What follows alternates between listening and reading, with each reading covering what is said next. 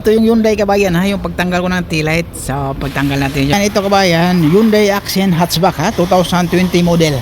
So ang pagtanggal ng tail light. So tail light tayo kabayan, nagpalit tayo ng back panel. Yan. Tsaka bumper. Paano tanggalin yung bumper saka yung tail light. So ang style ng technique kabayan, ganito. Yan. So ito, tingnan mo. So mayroong buksanan yan. Hindi mo na kailangan tanggalin to. Pero ito tinanggal ko kabayan kasi yung wiring dito. Yan. So kinabit natin dyan. So ito, dito mo lang tanggalin to. Tapos bolt na to siya, isa, dalawa. Yun lang, tapos sabay hila mo na. Katulad dito, ano. So natanggal ko na to. Yan o, yan o. Isa, dalawa. So tanggal na yan siya. Ito lang, clip lang to siya. Naka-cover lang. Hindi halata. Pero clip lang yan. Kasi yung bumper na yan, mayroong bolt dito. Yan o, ito. Yung sa loob o.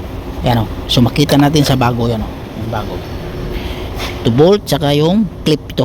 O, yung bago. Yan ang technique pagtanggal ng tail light saka bumper. So kailangan natin pagtanggalin yung bumper, kailangan tanggalin natin tail light. Tapos yung pagtanggal ng tail light dito mo lang, hindi mo na kailangan tanggalin to. Pero yung sinasabi ko ba yung tinanggal ko to kasi dahil sa wiring na to. Yan lang tanggalin mo. Okay? So, maraming salamat kabayan. Huwag kalimutang i-follow at mag-subscribe sa channel natin.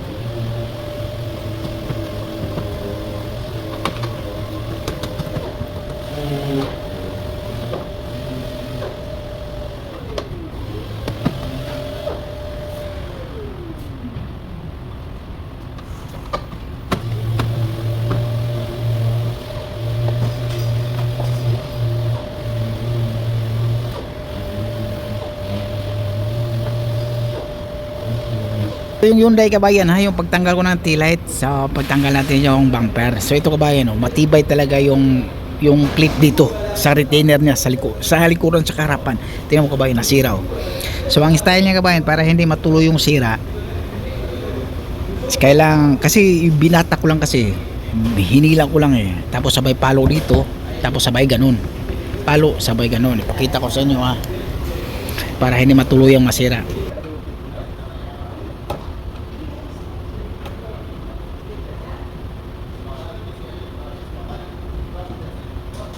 Yung bumper naman kabayan, walang problema pala ito. Bago pa itong bumper eh. Pero kailangan, kita ko ninyo para hindi masira. Tapos sabay palo dito. Balian mo sa mga. Ganun lang pagtanggal kabayan. Tingnan mo kabayan. Nasira. Pero walang problema ito kabayan ha, kasi bago yung bumper.